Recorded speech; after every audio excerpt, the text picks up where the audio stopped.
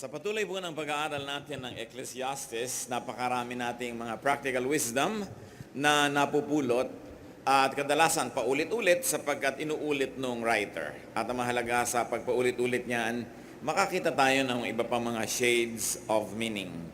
Kung minsan, we find life to be unfair. May mga nagsasabi pa nga, life is never fair. Ano daw po ba talaga ang sinasabi ni Solomon tungkol sa bagay na ito? Itong ating pag-aaral ngayon, pinamagatan natin, when life seems unfair. Heavenly Father, thank you that you are just, that you are good, that you are wonderful. Pagalingin niyo po kami ngayon sa mga sakit ng aming espiritu at emosyon. Patawarin niyo po kami sa aming mga kasalanan. Palakasin niyo po aming espiritu.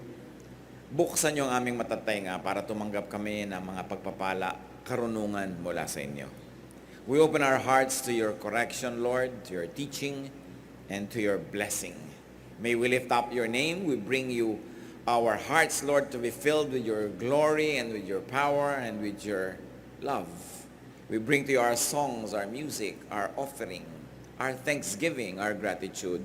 We like to meet with you, O God. Deal with your people. Sit on your throne of power and dispense blessings. We ask you to protect us from evil men and evil spirits. May you also protect our loved ones, our homes, all the cares that you have given us, Lord. May you be the protector. And right now, give us peace. Restore our strength, our health, and allow us to enjoy your wisdom. Enable us to understand. In the name of your Son, Jesus, we pray. Ecclesiastes 9, verses 1 up to 3. So I reflected on all this and concluded that the righteous and the wise and what they do are in God's hands. But no man knows whether love or hate awaits him. Sa pagbubulay-bulay nitong may akda ng mga ngaral, sabi niya na, totoo nga, ang lahat ay nasa kamay ng Diyos. Pero walang nakakatiyak kung ano ang naghihintay sa bawat tao. Pag-ibig ba o pagkamuhi, kasiyahan ba o lungkot. All share a common destiny. The righteous and the wicked, the good and the bad, the clean and the unclean, those who offer sacrifices and those who do not. As it is with the good man, so with the sinner. As it is with those who take oaths, so with those who are afraid to take them. This is the evil in everything that happens under the sun. The same destiny overtakes all. The hearts of men, moreover, are full of evil, and there is madness in their hearts while they live, and afterward, they join the dead. Isa pong observation ni Solomon, that anything can happen to any one of us, so we never know if life will be good or bad. But exactly the same thing will finally happen to all people, and he probably refers to death, to the end of this earthly life. Whether we live right and respect God, or sin and don't respect God, we all die. At sinasabi niya, it's terribly unfair for the same thing to happen to each one of us. We are mean and foolish while we live, and then we die. So Solomon takes note that God has power over everyone, that the wise and the righteous are not exempt from God's dealings, from life's troubles and harshness, or from the same randomness of good luck and bad luck. Dito po napakalinaw ng pagtuturo ni Solomon tungkol sa mga pangyayari. Paano mo nga naman ito ipapaliwanag na hindi naman lahat ng mabuti ay mabuti ang nangyayari sa kanila agad-agad. Hindi naman lahat ng masama, parang napapahamak din agad-agad. Sabi niya, may mga bagay na hindi natin maintindihan. At ang tawag nga dyan doon, meron daw dinarat na ng malas at may dinarat na ng swerte. Kung bakit allergic ang maraming conservative Christians tungkol sa katotohanan na yan, pero ang totoo, nangyayari naman talaga. Kung bakit lang sobrang iba ang pakahulugan natin dun sa sovereignty of God, kaya sinasabi natin walang minamalas. Pero sinasabi ni Solomon, hindi lahat ng mga marunong tumakbo at mabilis na nanalo sa takbuhan. Hindi lahat ng marunong nagkakapera. Hindi lahat ng malakas na nanalo. Sabi ko, anong tawag mo dun? No? Kaya kung minsan, napakalungkot ng pananaw niya sa buhay. At sinasabi niya that death is a great leveler. Lahat din naman namamatay. It happens to all. So the teacher finds it unfair. In fact, the teacher wants better treatment for the good, yung good people. But there's one trouble with that idea. because there is no one really good enough. Kung ang gusto ni Solomon, yung mga mabubuti, maganda ang treatment sa kanila ng kapalaran, at yung masasama, pangit ang treatment sa kanila, sino ba naman kasi talaga yung mabuti? Baka walang mag-qualify. Kaya kung tutuusin, lahat nga ng tao ay pinapalad pa. Kasi hindi lahat ng mga kasalanan natin ay tinatanggapan natin ng sapat at ganap na parusa. Marami sa atin humihingi tayo ng justice from God. Mag-ingat-ingat tayo dyan dahil baka nga ibigay sa atin. Justice means the good is rewarded, the bad is punished. At kung minsan kasi selective lang ang ating pagtanaw, ang nakikita lang natin the good that we do, we forget the bad that we do, so we seek God's justice. Kung paano ka ibigay nga sa yung justice that all the bad things you do get punished? Baka mas marami pa yun kaysa sa good. Kaya pasalamat nga tayo that God is not always just. But in fact, God is merciful. That God is more merciful than He is just. Marami siyang pinapatawad at marami siyang pinapalampas. At napakabuti niya kahit kuminsan ay hindi naman tayo mabuti. Ecclesiastes 9:4-6. Anyone who is among the living has hope. Even a live dog is better off than a dead lion. For the living know that they will die, but the dead know nothing. They have no further reward, and even the memory of them is forgotten. Their love, their hate, and their jealousy have long since vanished. Never again will they have a part in anything that happens under the sun. This is not a bleak look at death. Ang tinitingnan dito ni Solomon, yung physical, earthly death. At sinasabi niya, kung nabubuhay ka pa, may pag-asa ka pa. Kaya mas mabuti pa kung aso ka na buhay kaysa leon ka naman na patay. Sabi niya, yung buhay, at least alam pa niya na mamamatay siya. Pero yung patay, sabi niya ganon, wala na yung consciousness na nangyayari dito sa earth. Siyempre, nag-iba na yung consciousness mo. That in a twinkling of an eye, you're changed. You go back to your spiritual form. You get detached from your body. Kaya parang damit na hinubad mo lang yung katawan mo pag namatay ka, hindi na ikaw yon, yung naiba ka na. Kaya sinasabi ni Solomon, kaya pag namatay ka na, wala ka ng consciousness tungkol dito sa lupa. Hindi ka na nakikialam tungkol dito, iba na ang iyong pinapahalagahan. Ang mga pag-ibig mo daw, ang mga panibugho, ang mga passions mo, wala na. Hindi ka na muling makakasangkot sa mga nangyayari dito sa lupa. So what's the teacher's take on life and death? That life offers hope and chances. Basta buhay ang tao, may pag-asa. Kaya sabi, kahit aso ka, basta buhay, mabuti pa kaysa leon ka na patay. Life is better than death, no matter how great the going and the death is. Kaya ang ginawa niya pong talinghaga at metaphor, live dog and dead lion. If we're going to extend that application, that the least person alive is better off than the greatest person but is dead. Habang ang tao may buhay, meron siyang pag-asa, meron siyang pagkakataong maging dakila pa, mag-improve pa ang kanyang situation. Kaya yung buhay lang kuminsan, kahit pa nga para kang nakaligtas sa sunog na wala kang dala kahit ano, pero yung buhay ka, dala-dala mo yung buhay mo, napakalaki na yon na dapat ipagpasalamat. At napalaking bagay para ipagdiwang. This thought of Solomon challenges and deconstructs the common notion that great death and heroism is glorious. Sabi niya, lion ka nga, dead ka naman. Di ba buti pa na lang na dog ka na lang, na alive. Sa culture po ng Israel, yung dog ay mababang uri ng hayop yon. Hindi katulad ngayon na pet mo yung dog, mahal na mahal mo yung dog. Sa kanila, pag sabing dog, mababang uri. Kaya sabi niya, mabuti na yung pinakamababang uri ka, buhay ka naman, kaysa ang taas-taas pero patay. Ano ang minumungkahi niya dito? Therefore, stay alive. The primary duty of life is to continue living, to stay alive. Sino kaya at ano ang konteksto ng mga sinasabi dito ni Solomon? Kasi kadalasan, mga kapatid, tayo ay kinokondisyon to think that it is glorious to give our life to causes. Bakit binibigyan ng mga medalya yung mga heroes? Para marami pa uling mamatay para sa isang act of heroism, pampa-encourage. Bakit binibigyan ng mga award, mga pagkilala yung mga naulila? para mas gumaan ang dibdib nila sa pagbibigay ng mahal nila sa buhay at iniala yung buhay ng mahal nila para sa isang cause. Anong cause yun? Maybe patriotic cause, maybe cause for the environment, maybe cause for an ideology, whatever it is. But Solomon is saying, magkaingat ka. Huwag kang agad-agad nagbibigay ng buhay mo at masasakripisyo ka para sa isang bagay na magiging dead lion ka. Napakahalaga sa tao na siya ay buhay. Bakit po kakaiba ang pananaw na ito? Katulad pa ni Solomon, hari siya. Siyempre, mga hari, gusto niya yung mga army, buong pusong namamatay para sa king. No? Siyempre, ang gusto ng estado, ang mga tao, buong pusong nagbibigay ng buhay para sa bayan. Ganyan-ganyan. Pero kung tutusin, ano ba yung bayan? Kung minsan ang pagkakakilala mo, sino ba yung bayan? Yun lang palang mga mayayaman doon, sila lang pala yung bayan. Kasi sila lang yung gumagamit sa bayan, sila yung nag-e-enjoy ng bayan, sila yung masarap ang buhay sa bayan. Tapos ang dami-dami mga taong ine-encourage silang ibigay ang buhay para sa bayan.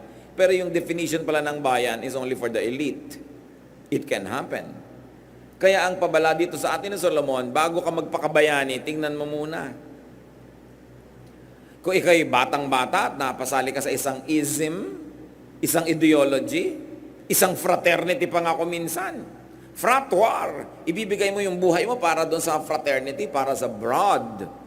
Pagkatapos maaalala ka lang naman nila, wala pang isang taon o 3 or 5 years. Tapos yung mga broad mong buhay, natuloy na buhay, nagkaroon ng asawa, anak, nagkaroon ng buhay na mahaba, ikaw matagal ka nang nakalibing, namatay ka para kay Brad. No? So, pinapaalala natin dito, kanino mo binibigay ang buhay mo? Kasi madalas po ang mga tao ay inuuto para ang buhay nila, ibigay nila sa kung ano-ano mga causes. Pinipili lang natin kung ano yon. Ba, kung minsan yan hindi na pala uso yon at namatay ka para doon, tapos hindi na uso ngayon. Pero hindi ka na natuloy na nabuhay. Kung 17, 18 kang namatay, hindi mo na naranasang magkapamilya, magkaanak, magkaapo. May monumento ka nga, pero alam mo ba na may monumento ka? Patay ka na nga. No?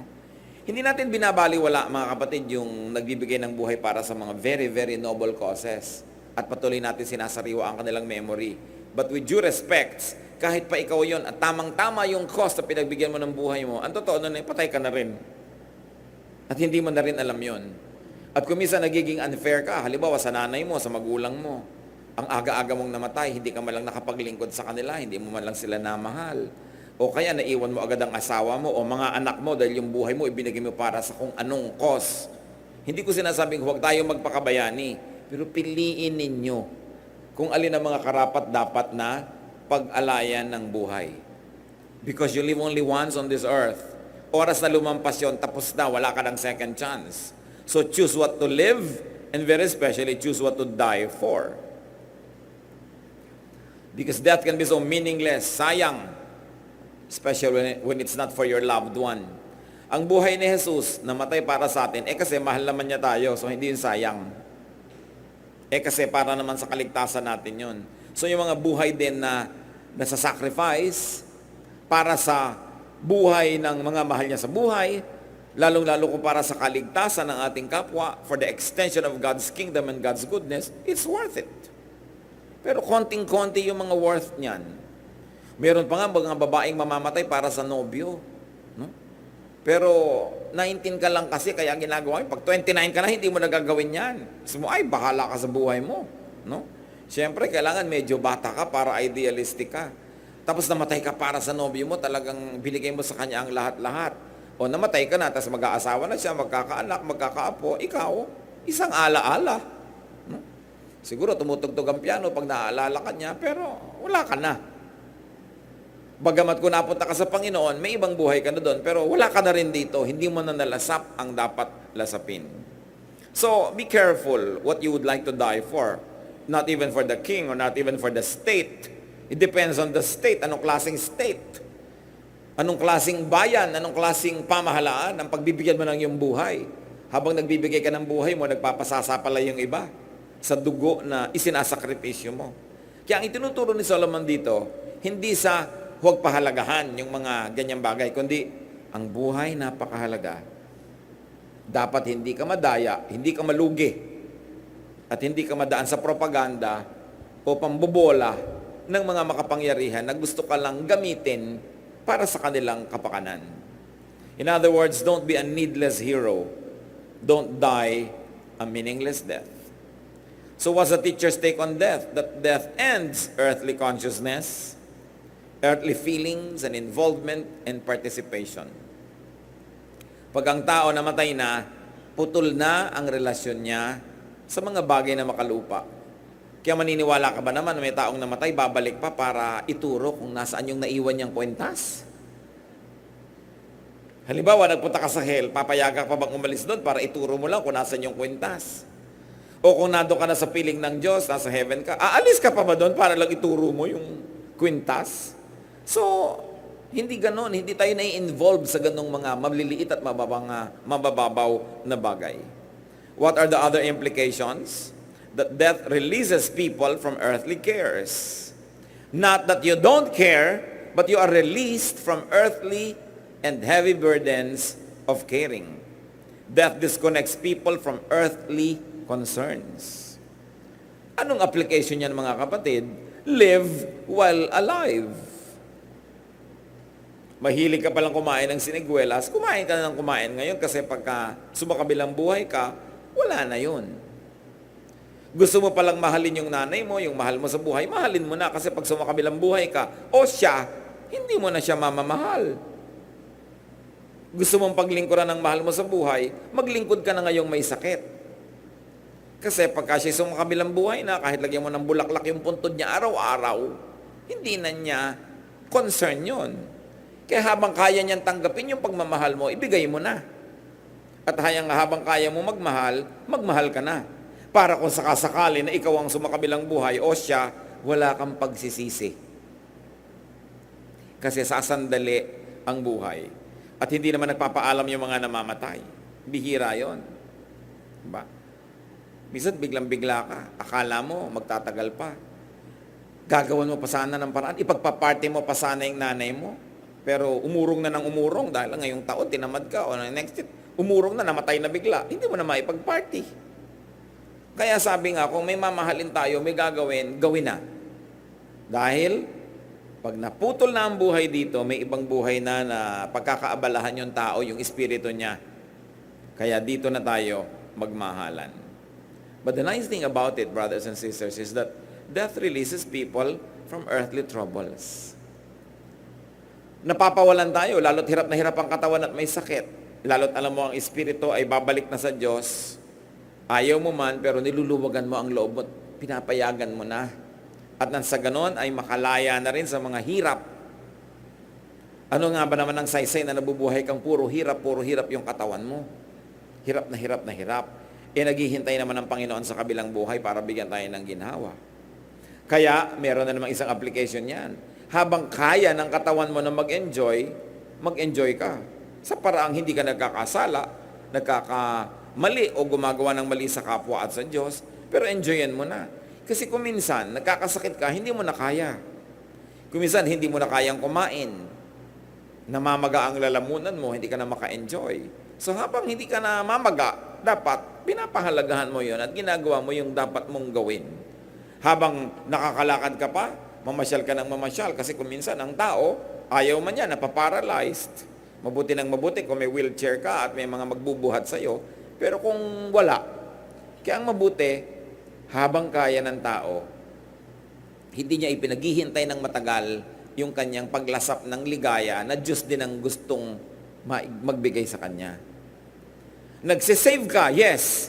But don't save too much na tuloy hindi ka na nag-enjoy today, hindi ka na nag-enjoy next week, hindi ka na nag-enjoy next month. Kasi ang pinagsasavean mo, retirement 20 years from now. Pwedeng dumating yun, kung hindi. Kung ika 19th year, sumakabilang buhay ka, di wala ka lang na-enjoy doon. So ano po ang buhay na magandang i-apply natin dyan? Kasi si Solomon, very practical yung wisdom niya. Meron akong income ngayon, magsasave ako ng konti para sa future, gagastos ako ng konti ngayon. Para kung hindi na dumating yung future, hindi na ako nalugi kasi nag-enjoy na ako ngayon. Ngayon, kung dumating yung future, hindi rin ako lugi kasi nag-save naman ako para doon. Kailangan, everyday meron kang kasiyahan, meron kang pang isang linggo, nakasiyahan na once a week, ina-enjoy mo yan. Merong once a month, merong once a year. Pero hindi yung puro hirap, iniipon mo lang lahat yung saya mo sa dulo. Kailangan a little of everything. A little work, a little suffering, a little enjoyment is experienced every day. If not, at least every week. Para ang buhay na a-appreciate natin. Pag tayo'y sumakabilang buhay na, iba na ang ating pagtutuunan ng pansin. Kaya ang sabi ni Solomon sa Ecclesiastes 9:7-10, go, eat your food with gladness, and drink your wine with a joyful heart. For it is now that God favors what you do. Not yesterday, not tomorrow, now. Yun pong now, mga kapatid, ang bilis lumipas.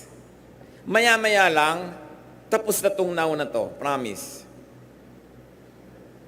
Sandali lang yun, tapos na. Naranasan nyo ba na meron kayong party yung pinaghahandaan, mga 2 buwan, 3 buwan yung hinahanda, tapos yung party na tapos na agad. Halos hindi nyo naramdaman. Tapos bukas, hanggang sa dulo na yan, puro na lang past tension. Tapos na. So, ano ang lesson? Habang nangyayari yung event, mag-slow motion kayo ng panahon and enjoy it. Enjoy it. Katulad halimbawa ng mga babaeng ikakasal. Ang gusto siyempre, mahaba ang lakad. Yung iba, pastor, gusto ko pong mahabang lakad. Magsimula ka na sa Vito Cruz. Ang haba talaga nun, kung gusto mo. O gusto mo, tugtog cha-cha para may atras. Ang tagal mo. Kasi pag dumating ka na dito sa dulo, tapos na. Di ba? So, tagalan mo na. Iba naman ang pagmamadali kasi ninenervyos. Savor the moment. Magbabakasyon kayo, enjoy it. Huwag kang masyadong lagi nag-aapura, nagmamadali. Sobrang nagra-rush. Kasi mamaya tapos na, nakauwi ka na, tapos na yung bakasyon, wala na. Nagkukwentuhan, halimbawa kayo mag-asawa sa kama na ang sarap ng kwentuhan nyo. Bigla, ay teka, maglalaba pa ako. Hayaan nyo na, wag na kayo maglaba. Diba yung, hayaan nyo na, isuot nyo na lang uli kung gusto nyo. Pero, kailan pa babalik yung ang ganda ng kwentuhan nyo? Hindi mo nang pwedeng, teka lang ha, maglalaba lang ko, pagbalik mo, ituloy natin. Wala na yung spirit ng kwentuhan. Tapos na. Kumakain kayo, ang sarap ng kain nyo, huwag kayong mag-apura.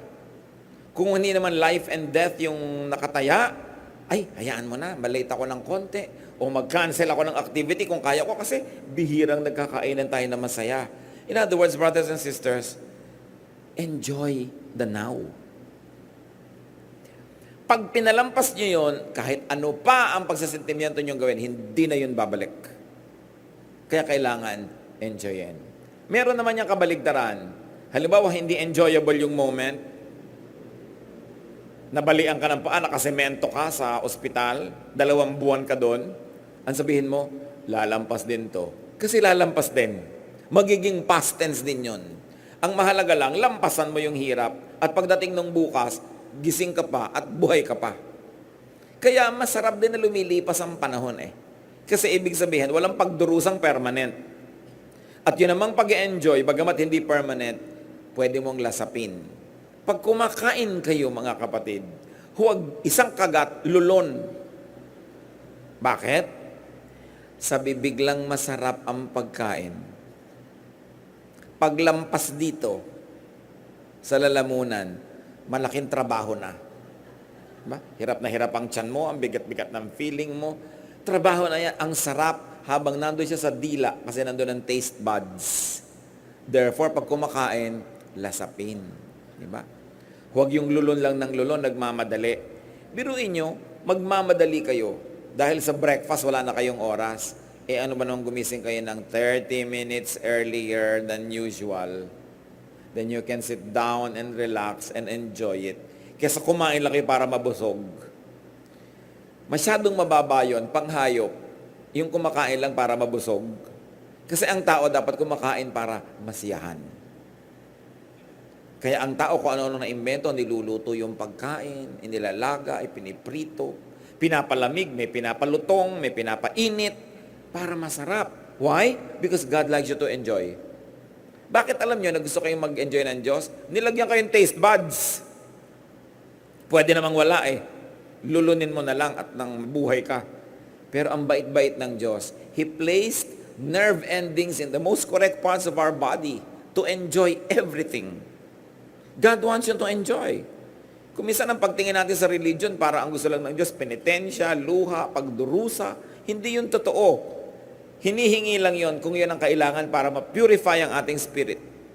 Pero kung hindi, God wants you to have fun. God wants you to enjoy.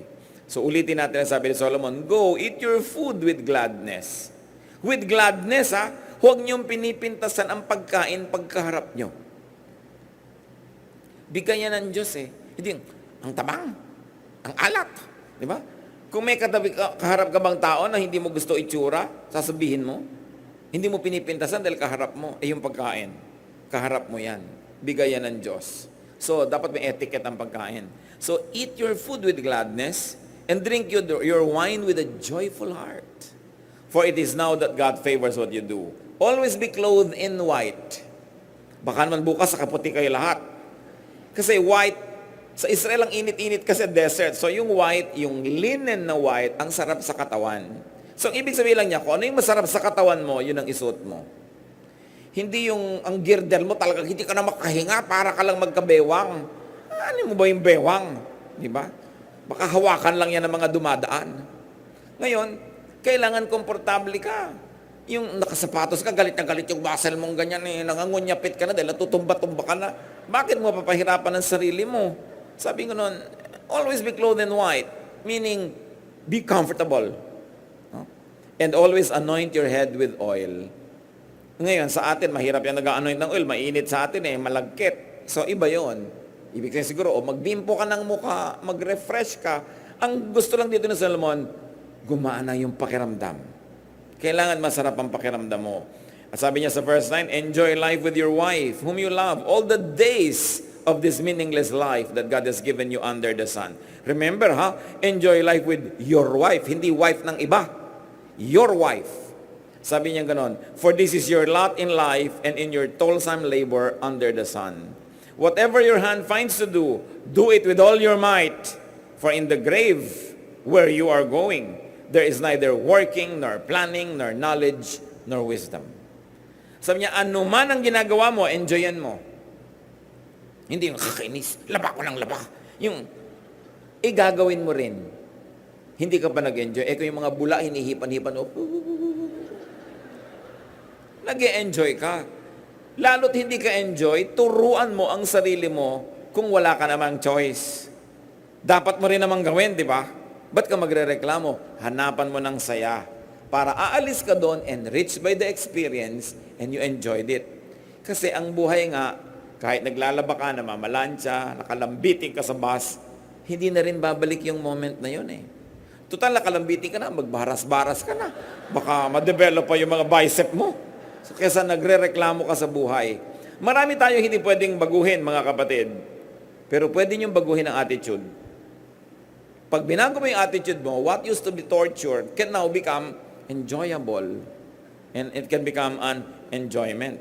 Kaya sabi niya, dress up, comb your hair, look your best. Life is short. So better enjoy it. At itong dapat mong gawin. Pag may ginagawa ka, do your best. Ang trabaho ba, alam niyo mga kapatid, is an act of worship. Work is an act of worship. Akala niyo yung worship, yung hallelujah, hallelujah lang, yung mga pa taas-taas ng kamay, pakanta-kanta. Well, that is worship. But when you work, you also worship. Because God is the author of work. So pag may tumingin sa trabaho mo, ang ganda naman ang trabaho, nawa-worship ang Diyos kasi Diyos ang Diyos ng kagandahan.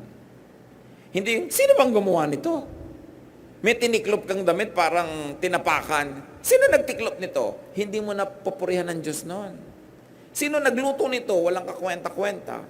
Ngayon, kung mag-uulam ka lang, tuyo at kamatis, sa katambak lang doon, wala namang kalatoy-latoy. Kung may formation siya ng konti, yung kamatis mo, hiwa-hiwang parang bulaklak, sumasaya ang kainan ninyo. You enjoy the moment. Kung hindi kayo nag-enjoy sa buhay, mga kapatid, kasalanan nyo yan. Kasi tayo ang umiimbento kung mapapaganda natin o hindi ang isang bagay. So, because people die, according to the teacher, you should be happy. You should enjoy life's elements. You should look good, enjoy with your partner, and work passionately to enjoy it while still alive. Always make an effort to look good because looking good is a ministry. Because when people look at you, nagagandahan sila, nag-minister ka sa kanila. Because God is God of beauty. So inaayos mo ang sarili mo. Kung pwede mong i-coordinate naman yung kulay mo para magandang tingnan. Hindi naman yung checkered yung pang-itaas, bulaklakan yung shorts mo, tapos stripe yung shoes mo. Para ka nang naglalakad na gubat. Minsan nalalaki ng mga checkered ng damit mo, napagkakamalang ka naglalakad na bintana. Yung ibabagay mo naman sa sarili mo para gumaganda ka lalo. It's a ministry. Ang daming ugliness sa buhay. It's a treat to people when they look at you and they like what they see. Lalong-lalo sa inyong asawa. Diba? Yung mga iba naman dyan, kung kailan nasa labas, tsaka kay ganda-ganda. Kung kailan kaharap ng asawa, nando lahat ng putik sa mukha, mga baterya sa ulo, lahat ng mga nakakabit sa katawan. Yung kasama yung asawa. Kanino ba kayo magpapaganda? Siyempre, sa asawa nyo, hindi dun sa mga tao sa labas. So yun ang number one audience nyo, yung partner nyo sa buhay. Hindi yung pagkakaharap nyo siya, wala kayo, nasa baso lahat ang ngipin nyo. Diba? Tapos pagkakaharap ang iba, parang perlas yung mga ngipin ninyong ganyan. You choose your audience and you minister to those that love you the most. It is important to give them our best manners. Napakahalaga na, lalo yung mga mag-asawang matagal na, hindi na halos nagbibihis, hindi na nagpapaganda sa harap ng asawa. Maraming mga husbands, hindi na nagtututbrush bago matulog. Complain siya ng maraming wives, husbands. No? Ang kuko, ang dumi-dumi, ang higa nila, grasa-grasa, lalo kung naglinis ng kotse, dapat ibinabalik niyo yung lagi na para kayong binata at dalaga, para laging exciting ang samahan. Magising ka man ng 2:00 ng umaga at tinignan mo yung katabi mo, hindi ka nagugulat. Lalo tinatamaan ng liwanag ng buwan. Kailangan inspirasyon. This is life. Ay, yung mga may partner sa buhay, gift yan ng Diyos. Yung mga wala, it can also be a giftedness. Pero yung meron, gift yan, enjoy it, hindi tinatoto. Ito na naman to, dumating. Yung dumadating na yung asawa, kailangan handa ka para enjoy ka. Time management. It's very important to listen to Solomon kasi yan ang highest praise. Not to just say hallelujah. But when God looks at you, God says, hallelujah, praise me. No? Dahil sabi ng Diyos, praise me dahil ang buhay niya, ang ganda-ganda, dahil nakikinig siya sa akin, nag-e-enjoy siya sa buhay. Siyempre, kung malungkot ka, miserable ka, pinapalungkot mo ang Diyos. So, hindi worship yon. Gagawa ka ng paraan. Ecclesiastes 9:11, I have seen something else under the sun. The race is not to the swift, or the battle to the strong, nor does food come to the wise, or wealth to the brilliant, or favor to the learned. But time and chance happen to them all. Ito yung binabanggit ko mga kapatid. Sabi ni Solomon, sa talino ko na to, sa dami na naobserbahan ko, nakita ko, na hindi lahat ng mabilis tumakbo na nanalo sa karera. Minsan, nadadapa, natatapilok. Di ba? Sabi ganoon, hindi lahat ng marunong yumayaman, nagkakaroon ng pagkain. Hindi ko mamatalino, siya na ang lumuluwag sa buhay. Alam niyo, eka napansin ko, dinaratan tayo ng mga malas-mala sa buhay. Minsan, ikaw yung pinakamaganda, hindi ikaw ang nanalo. Minsan, ikaw naman yung pinakamatalino, hindi pa rin ikaw yung panalo. Sabi niya, the fastest runners and the greatest heroes don't always win races and battles. Wisdom, intelligence, and skill don't always make you healthy, rich, or popular. We each have our share of bad luck. So, anong logic noon? That logic doesn't work all the time. Kung nagtatanong ka, bakit ganon? Bakit ganon? Sabi ni Solomon, ganon talaga. Hindi laging yung inaasahan mo ang mangyayari. Maraming dapat ang hindi nangyayari. Because good luck, bad luck, randomness, and chance all happen. Nasaan ang sovereignty ng Diyos? Nandun. Kasi ayaw din ng Diyos na alam mo na lahat ang mangyayari. Hindi ka na laging aasa, mananalig, lalapit sa Kanya. Pero dahil nga ganun, na kumisan sinikap mo na ang best, hindi pa rin ikaw yung best, always do your best. When you do your best, The best will probably not always happen, but there is one thing sure, the worst won't. It's not a guarantee that the best will always happen when you work hard, but there's something guaranteed that the worst won't happen to you. Probably hindi lang best ang nangyari, maybe second best, maybe good, but definitely not the worst when you keep doing your best. Accept the fruits of your work, accept your fate kung kailangan. And when having a very difficult life, ang magandang attitude, sabi mo, since there are no logical basis for things, even what's happening now can change to my favor. Mag-abang ka lang. Maghintay ka, manalig. Be alive when the good days come. Ecclesiastes 9:12, moreover, no man knows when his hour will come. As fish are caught in a cruel net, or birds are taken in a snare, so men are trapped by evil times that fall unexpectedly upon them. Yung ibon na lumilipad-lipad, alam ba niya kung minsan bigla na lang siyang tatamaan ng bala? Pero alam nga namang dahil baka siya tamaan, hindi na siya lumipad kahit kailan. Yung mga naglilipara mga ibon, alam ba nila na biglang pumasok pala sila sa isang net? Yung mga isda, ang dami-dami nila nagsuswim, hindi nila alam na sumusuot na pala sila sa baklad. Mahuhuli na pala sila ng fine net. Hindi mo alam. Sabi nga nila, the early bird catches the worm. E paano kung ikaw yung early, pero ikaw pala yung worm? O di nahuli ka ng early bird? Kung naging late ka na worm, hindi ka nahuli ng early bird. Kaya lang, hindi mo naman alam kung kailan ka magiging worm o bird. So early ka na lang lagi. Dahil mas marami yung pagkakataon na ikaw yung maging bird. In other words, none of us know when we might fall victim to a sudden disaster. And we can find ourselves like fish in a net or birds in a trap. Minsan may ang yaman-yaman, biglang nagkaroon ng reversal. Money changer, ang yaman-yaman na niya, tapos ang dami niya nabiling dollar ngayon. Dami-dami, biglang bumagsak ang dollar bukas. Hindi mo alam eh. No? Hindi mo alam. Nagtayo ka ng negosyo, kailangan ng pagkarami-raming kuryente, biglang naubos ang kuryente, brownout lagi, naghirap ka. Ayun namang mga may negosyo bigla ng generator, nagyamanan. Kung may tragedy, laging may umaasenso dyan. Ang mga kalugihan, kapakinabangan lagi ng iba. Because the world runs in balance. Hindi mo lang alam kung sino ka doon sa mga dadapuan ng ganda ng buhay o dadapuan ka ng hirap. So, anong dapat dyan?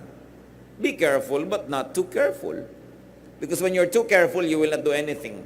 Sabi nga ni Solomon, if you always watch the weather, you will never plant. Pag lagi kang natatakot, lagi kang sigurista, hindi ka na mag-i-invest kahit kailan. But you calculate your risks. Minimize your risk, but take risks. That's what life is all about. Hindi ka pwedeng super sure. Talagang laging may element ng risk yan. Enjoy freedom and enjoy life whenever possible because you don't know when your enjoyment might suddenly be taken away. Don't be too optimistic, but also don't be too pessimistic. Huwag ka masyadong negative, huwag ka masyadong positive, gitna ka lang. Keep relying on God. And because bad times can fall on anybody, listen, brothers and sisters, be good to those who fall on bad times. Pagka may mga biglang naghirap, huwag natin sabihin, kasi deserve niya yan eh. Kasi parang sinasabi mo na ako hindi naghihirap kasi ito yung deserved ko. Sinabi na nga ako minsan, hindi naman talaga yung deserve mo, pero yun ang nangyayari. At yan ang hiwaga ng buhay. Pag kasi sinabi natin, yan ang dapat sa kanya. Careless kasi siya. Para na nating sinasabi ang sarili natin, excuse na ako na hindi tumulong kasi deserve niya yung nangyayari sa kanya. And most of the time, when we say that, brothers and sisters, may kapatid ka, pinsan ka, mag-anak na biglang naghihirap. So, kasi ang yabang-yabang niya eh. Nung araw, gastos siya ng gastos. Tiyakin nyo lang na hindi nyo ginagawang excuse yun for you not to help. Kasi kadalasan, kino-convince natin ang sarili natin para huwag tayong mag-guilty sa hindi natin pagtulong na, yun naman na dapat sa kanya. Dahil pwedeng dumapo rin sa'yo ang dumadapong hirap sa iba. Pag hindi ikaw ang dinapuan nun, maging mabuti ka doon sa dinadapuan. Hindi mo kasi alam, baka bukas ikaw naman ang mga ilangan ng kabutihan ng kapwa. Walang sure sa buhay. So ang ginagawa natin, dinadagdagan natin na itinatanim, para kung yung iba hindi tumubo, may isa man lang o dalawang tumubo, buhay ka na. Dinadamihan natin ang ginagawa ng mabuti. 2 o 3 man dyan, hindi tumanaw ng utang na loob, may isa lang o 2 makaalala sa'yo, lalo sa oras na ikaw nangailangan, malaking bagay yon. Dapat mabait ka sa nangangailangan. Mabait ka sa nagigipit, sa napapahiya, sa nai-embarrass, sa nako-corner, people who are caught in the act, red-handed, no? With something very wrong and embarrassing. Try not to look. So that when it happens to you, people will give you the same courtesy. Always give the charity that you might want to receive in case you become the needy one. Don't burn the bridge over which you too must pass. Don't deny others the same kindness that you might need yourself.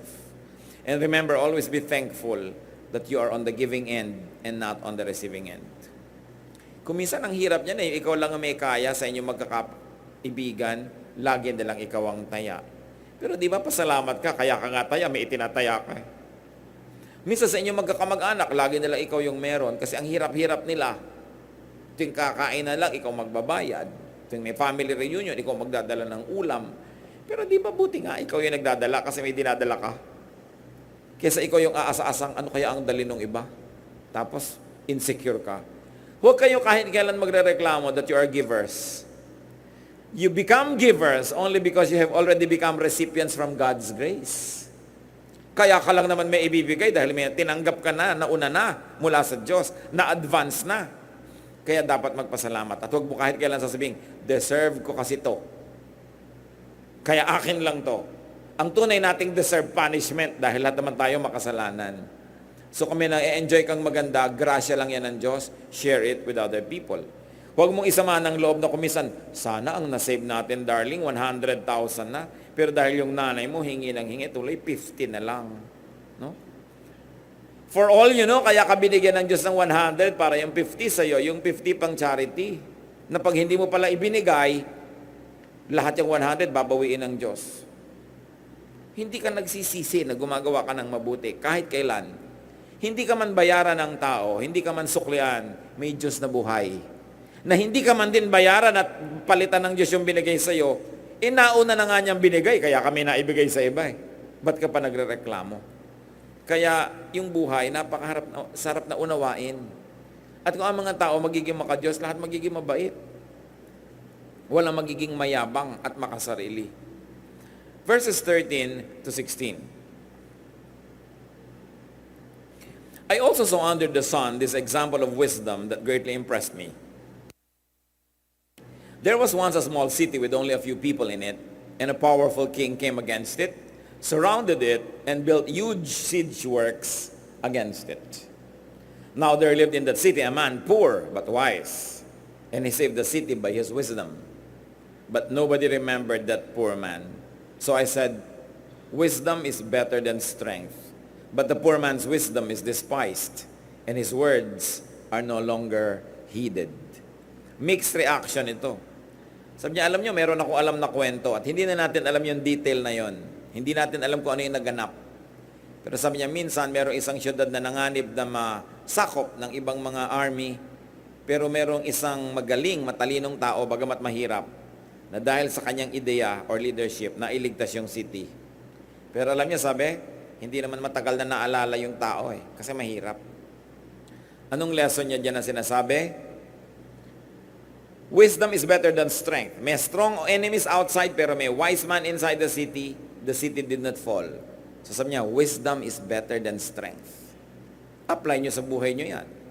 Wisdom is better than strength. Kung minsan, pipili ka, sino kaya ang gusto kong kasama? Yung malakas o yung matalino? Alam niyo, iba yung lakas ng katalinuhan. Sabi niya, wisdom is better than strength. But it's not wrong to be strong, especially if you could also be wise.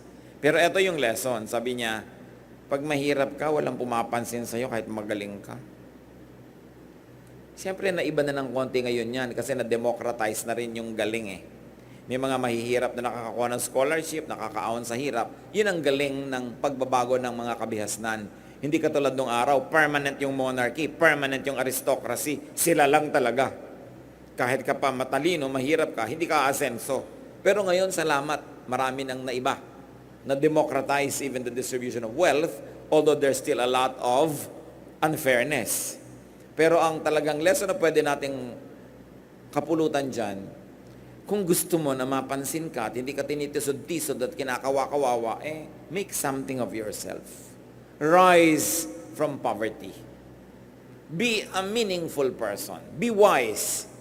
And then you will have more meaning as far as the other people are concerned. Talaga naman, di ba? Pag mayaman yun, nag-joke, kahit corny, maraming tumatawa. Kasi mayaman yun Marami talagang pumapansin sa may kaya. So kung ikaw maramdamin, ayaw mong lagi kang naaapi dahil mahirap ka, pues payamanin mo ang sarili mo na magkaroon ka ng kahulugan. Gumawa ka ng paraan, huwag ka lang reklamo ng reklamo. Magsikap ka. Kasi ngayon naman, posibilidad na, nakatotohanan na ang tao nakakahulagpos, nakakalaya sa kahirapan. Hindi lahat. Pero ngayon, possible na. Nung araw ni Solomon, hindi pwede yun. Pag ipinanganak ka nun, alipin ka. Hindi na iiba yun. No? Pero ngayon, possible. At napakarami nating mga kilala, magamat hindi ko minsan personal, pero alam natin dahil naging mga sikat sila, galing sa hirap. Pero yumaman. Pero titiyakin nyo naman, ang pagyaman nila, malinis ang paraan. Hindi ko mo yumaman lang at galing sa hirap, accomplishment na yon. Kailangan malinis ang iyong pamamaraan. Mahirap talaga sigurong maging mahirap. Kaya dapat sikapin mong umalis dyan. Ang kahirapan, mga kapatid, kailangang tanggapin mo, entertainin mo, mahalin mo para magtagal sa iyong piling. Ang mga taong nakalaya sa kahirapan, hindi nila tinanggap. Inayawan nila yung ganung buhay, gumawa sila ng paraan na makatakas, makalayo sa hirap. Kaya nakakalayo sila. Pero yung mga taong ay talagang ganyan, wala tayong magagawa, ay wala talagang mangyayari sa buhay nila pag gano'n ang attitude. Yang kahirapan, pag hindi mo tinanggap, lalayasan ka rin yan. Pero kailangan gumawa ka ng paraan, nalayasan mo rin siya. Halimbawa, nakatira ka sa estero, nakatira ka sa mga miserableng lugar, at sinabi mong, ayoko na nandito pa ako 5 years from now. Ang laki ng pagkakataong mawawala ka doon. Kasi gagawa ka ng paraan Pero pag sinabi mong, ganyan lang talaga buhay, wala tayong magagawa dyan. Di ba? Sigurado nga abuti ka ng kopong-kopong doon sa lugar na yon. Kasi, tinatanggap mo. Inaapi ka ng tao, tinatanggap mong inaapi-api ka lang, aapihin ka talaga. Pero pag hindi mo tinanggap yon, resent it, I don't accept it, I don't accept that kind of behavior, then you teach yourself, you improve yourself so people will respect you. In no time at all, people will recognize you. So malaki ang ating participation kung nasa ang istasyon tayo ng buhay. Kailangan ayawin mo na naghihirap ka sa buhay. Hate poverty so that you will do something to solve it. Kaya nga mga kapatid, isang malaking godliness to solve poverty. Because there are many people with lots of talents, with lots of potential, wala nangyayari kasi sobrang hirap. At nakakalungkot yung mga taong nabuhay na sa hirap, ipinanganak sa hirap, mamamatay sa hirap. Hindi nila na-realize yung mga potentials, yung mga talents na inilagay sa kanila kasi lagi na lang silang busy surviving. Ano magagawa natin? Lalo kung kayo naman yung hindi mahirap. Do something to help those who are very, very poor.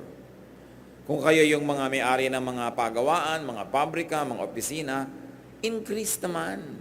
Basta kaya ng kumpanya nyo, yung mga benefits, mga sweldo, send people to school, help people get out of poverty. Ang sarap-sarap tulungan ng mga Pilipino.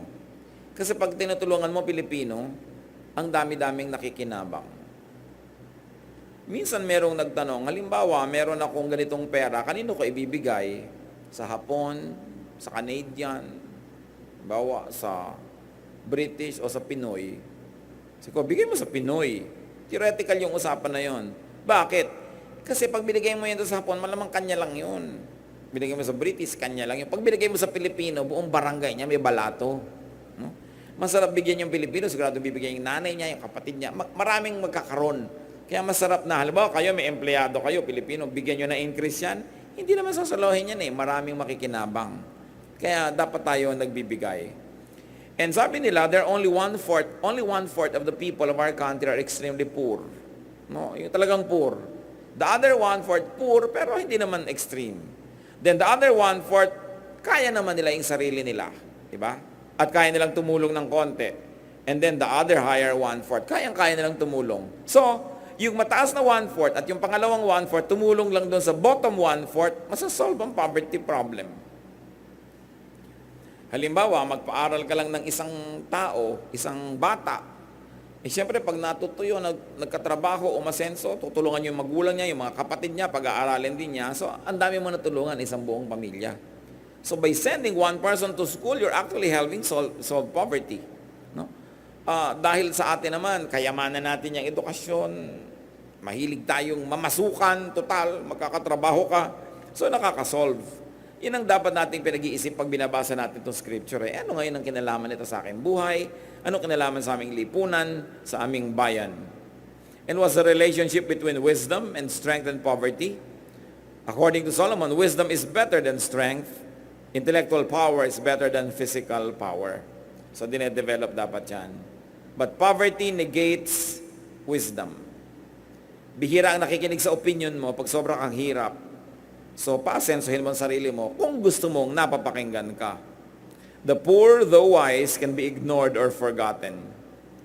So, godliness should strive to eradicate and minimize poverty.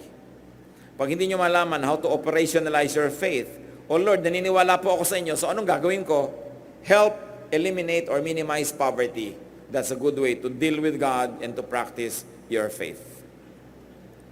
Verses 17 to 18, the quiet words of the wise are more to be heeded than the shouts of a ruler of fools.